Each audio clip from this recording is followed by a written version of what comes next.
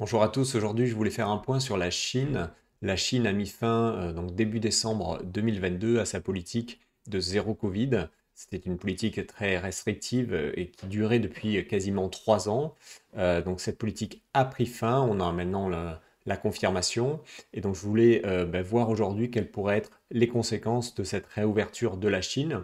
On va regarder donc les différents indicateurs qu'on a aujourd'hui à notre disposition pour voir si on peut confirmer cette réouverture. Et ensuite, eh bien, on verra quelles sont les potentielles opportunités, notamment en termes de marché actions, qui pourraient bénéficier à plein de cette réouverture. Allez, on y va, c'est parti. Petit rappel, comme d'habitude, si vous aimez mes vidéos, abonnez-vous, mettez un pouce vers le haut, faites des commentaires, ça m'aide vraiment beaucoup pour le référencement. Et par ailleurs, si vous souhaitez en savoir plus, vous pouvez vous abonner à ma newsletter gratuite. Le lien est juste en dessous de la vidéo, dans la description. La fin de la politique de zéro Covid a été décidée début décembre 2022. Cela fait suite à des manifestations très importantes qui ont eu lieu en Chine.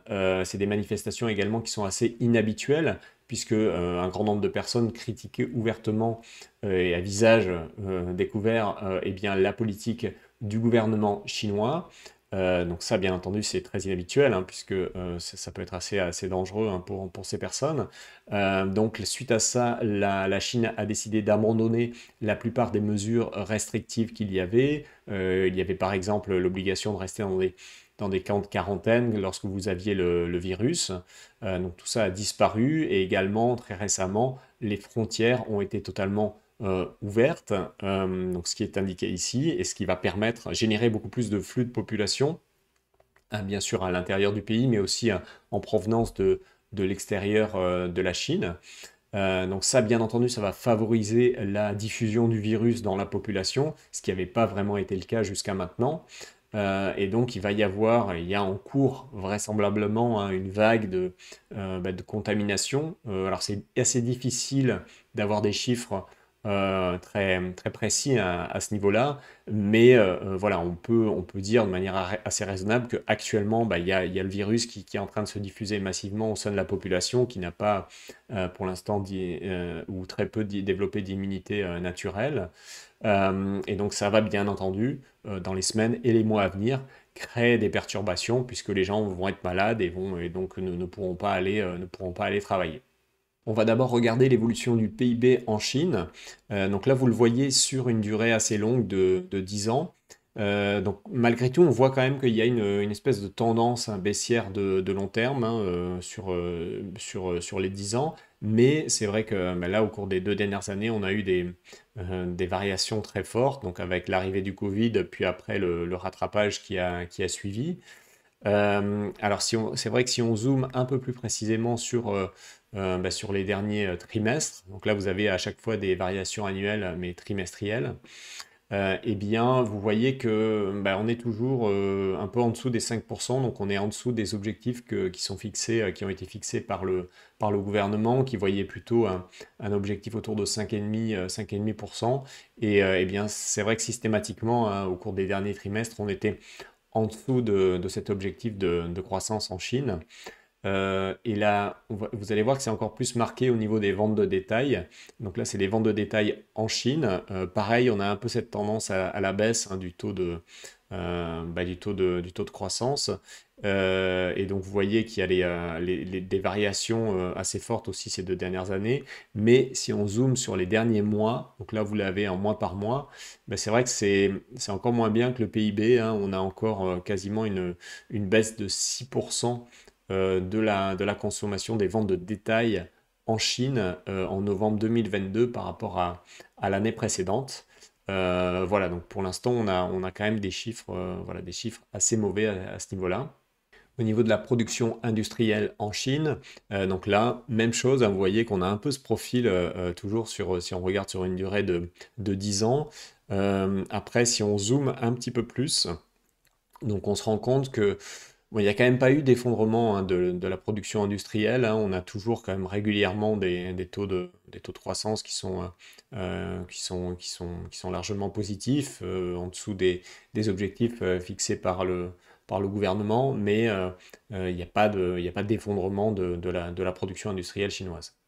Regardons maintenant les différents indicateurs d'activité qui sont disponibles. Donc là, j'ai le Caixin sur les services. Donc les tout derniers chiffres qu'on a eu en décembre, on a un léger mieux, hein, on est remonté à 48 sur cet indicateur en décembre, donc on reste toujours en dessous de la barre des 50, hein, ce qui en principe correspond à une contraction de l'activité. Ensuite, je continue à Hong Kong. Donc là, on a un indicateur du secteur privé, du développement du secteur privé S&P. Donc là-dessus aussi, il y a un léger mieux. On est quasiment à la barre des 50, à 49,6 en décembre, avec une petite amélioration donc ces derniers mois. Au niveau de l'indicateur PMI industriel, donc là, pour l'instant, il y a pas vraiment de mieux, hein. On est autour de 49 en décembre 2022. Il y a pas encore d'amélioration pour l'instant. Et au niveau, alors le plus mauvais, c'est l'indicateur de confiance des managers, donc le NBS Manufacturing PMI. Donc là-dessus, on est en baisse, on est descendu à 47 lors du dernier mois en décembre. Et enfin, si on regarde le composite, hein, qui mélange à la fois les services et la production industrielle, donc on voit que là, on a en décembre, en moyenne, une augmentation, une petite amélioration, mais toujours en dessous de la barre des 50 à 48,3.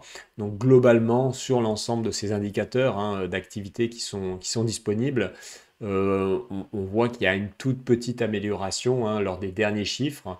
Mais le problème, c'est que les derniers chiffres qui sont disponibles, c'est le mois de décembre, hein, c'est le premier mois de la réouverture. Donc pour l'instant, ce léger mieux reste vraiment à confirmer. À quoi peut-on s'attendre suite à la réouverture du pays? Donc là-dessus, pour se faire une idée, on va regarder, avec une comparaison avec les États-Unis, on va regarder l'évolution des ventes de détail. Alors d'abord aux États-Unis, là ce que vous pouvez voir, eh bien c'est donc d'abord au premier semestre 2020 la baisse très forte des ventes de détail liées à la première période de lockdown. En fait, il y en a eu qu'une seule aux États-Unis, hein. Donc après, les ventes sont revenues à un niveau normal, puis il y a eu un rattrapage début 2021 hein, bien, cette consommation qui n'avait pas été satisfaite. Eh bien, on a vu le rattrapage avec en plus un effet amplificateur qui était les chèques envoyés à la population. Et ensuite, eh bien, la consommation est revenue peu à peu vers un niveau normal. Alors qu'en Chine, c'est assez différent. On a eu de la même façon une baisse eh bien, de l'activité, donc des ventes de détail au début de la pandémie. Ensuite, un rattrapage, mais qui n'a pas été vraiment complet. Et ensuite, de nouveau, on est retombé du fait de l'application de la politique de zéro Covid, eh bien, à des niveaux très faibles de consommation, voire parfois à des baisses hein, sur un an des ventes de détail. Donc en fait, il y a eh bien, en Chine, hein, de nouveau, compte tenu de la politique de zéro Covid, eh bien, des dépenses de consommation qui n'ont pas pu être satisfaites. Et on peut s'attendre, compte tenu de ce graphique, eh bien, après la réouverture, à de nouveau hein, une hausse très forte des ventes de détail en Chine. Cette analyse est partagée par un spécialiste des marchés asiatiques. Donc ici, on vous regarde une interview de Louis-Vincent Gave, donc qui connaît très bien les marchés asiatiques. Et donc justement, il aborde cette thématique du redémarrage de l'économie chinoise. Et donc, eh bien, selon lui, effectivement, hein, on va bien voir que la même chose qu'on a vu en fait à la fois en Europe et aux États-Unis après la levée des restrictions. C'est une hausse très forte de la consommation. Et donc il continue ensuite, effectivement, en insistant sur le fait que, eh bien, en Chine, on n'a pas juste quelques mois de consommation non satisfaite qui s'est accumulée, mais en fait 3 ans, parce que ça fait depuis 3 ans hein, vraiment que la Chine n'est pas totalement ouverte. Donc il note par exemple que donc au sein des ménages, ils avaient donc en termes de cash sur leur compte bancaire avant le début de la pandémie entre 8 et 9 trillions de renminbi sur leur compte. Et aujourd'hui, ce même chiffre est monté à donc 15,5 trillions. Donc on a eu une hausse de plus de 50% hein, de ce chiffre, qui est donc l'argent disponible pour les ménages hein, sur leur compte bancaire. Et donc ça, c'est un élément complémentaire qui montre que effectivement on peut s'attendre à une hausse très forte de la consommation dans les semaines et les mois qui viennent. Dans cette interview, il y a d'autres éléments intéressants. Donc, il parle notamment de la diffusion du Covid en Chine. Donc, effectivement, comme je vous disais, selon lui, également, le Covid va se diffuser hein, dans l'ensemble de la Chine. Quasiment tout le monde risque de l'attraper dans les mois qui viennent. Donc, ça va créer un certain nombre de perturbations. Les gens ne pourront pas aller travailler chacun pendant un certain nombre de jours, vraisemblablement.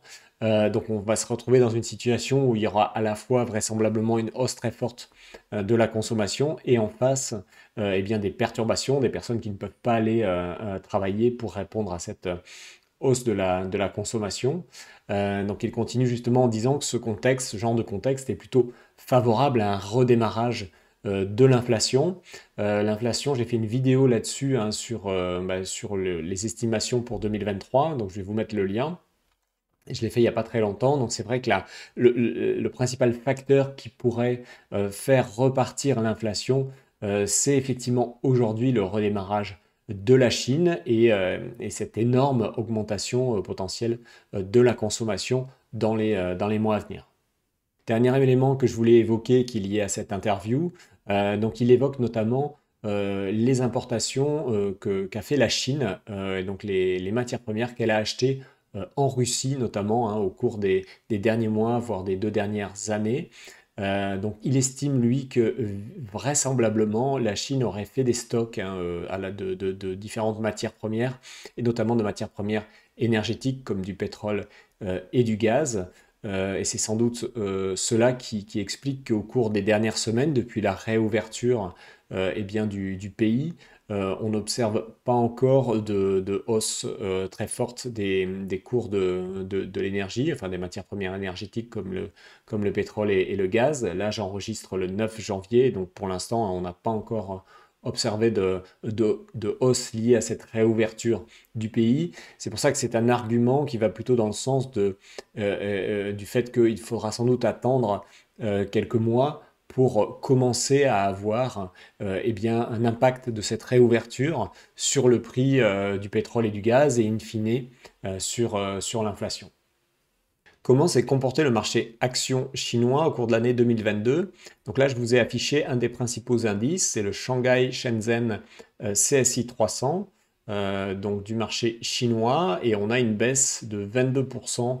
22% sur l'année 2022, donc un marché très fortement baissier avec peut-être une reprise en ce moment qui est en cours, on verra. Et donc la deuxième chose importante à regarder, c'est les valorisations suite à cette baisse qu'il y a eu sur les marchés. Et donc là, je vous ai affiché des marchés asiatiques. Alors vous avez en bleu clair les États-Unis pour pouvoir comparer, et les autres courbes, c'est donc la Chine, Singapour et Hong Kong.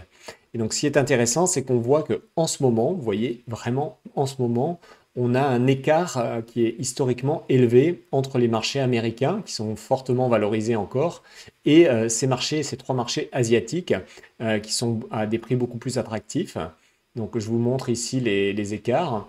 Donc on est autour de... alors j'affiche correctement. Donc là on est à 16 à Hong Kong, à 12 en Chine et à 13 environ à Singapour. Donc là on regarde le CAP, hein, c'est le Shiller P ratio. Donc c'est un ratio qui est très, très pertinent pour évaluer la valorisation des entreprises. Et donc la conclusion qu'on peut tirer de ce graphique, c'est que vraiment en ce moment, on a des prix qui sont très attractifs. Et donc si effectivement sur cette zone asiatique, on a le redémarrage de la Chine avec une augmentation de la consommation, eh bien on pourrait avoir un rebond assez fort hein, des titres sur cette zone. Donc je vais vous afficher notamment l'évolution à Singapour. Donc vous avez la courbe rouge ici qui correspond à Singapour pour ce Shiller P ratio. Et ce que vous voyez, c'est qu'en fait, les niveaux actuels, eh bien, c'est des niveaux. Donc là, on a les valorisations depuis l'année 82. Donc on est vraiment sur des niveaux qui sont historiquement bas à Singapour. Singapour, c'est un pays qui est intéressant parce que eh bien, beaucoup d'entreprises à Singapour font une grande partie de leur chiffre d'affaires en Chine, mais peuvent aussi eh bien, se développer sur les autres marchés asiatiques. Et par ailleurs, c'est un marché qui présente, à mon avis, hein, une plus grande sécurité, notamment en termes de droits de propriété. Il y a moins de chances que vous vous fassiez, on va dire, bloquer vos titres que vous détenez dans cette zone à Singapour. Et donc c'est pour ça que c'est un marché actuellement que je regarde, parce qu'à mon avis, il y a il y a des valorisations qui sont attractives aujourd'hui et des potentiels de rebond assez importants sur ce marché. En conclusion, on peut donc dire clairement qu'on a des indicateurs qui nous montrent que très vraisemblablement on aura une augmentation forte de la consommation en Chine dans les mois qui viennent, sans doute donc pour l'ensemble de l'année 2023 et peut-être après dans les années suivantes. En revanche, il y a aussi des problèmes à plus long terme qui sont des problèmes majeurs auxquels est confrontée la Chine. Je vais donner quelques exemples. On a par exemple eh bien, un taux de natalité qui est extrêmement faible en Chine. Vous regardez ici, par exemple, je vous affiche le graphique depuis les années 60. Donc, vous voyez qu'on est passé en dessous de 2 en 1991, et depuis, eh bien, on est très nettement en dessous de 2, qui est le seuil de renouvellement de la population. Le dernier chiffre que j'ai, c'est 1,3 seulement, donc c'est vraiment extrêmement faible en 2020. Donc ça, c'est un vrai quand même problème à long terme pour le pays. Deuxième problème que je voulais noter, donc là je vous ai affiché un graphique.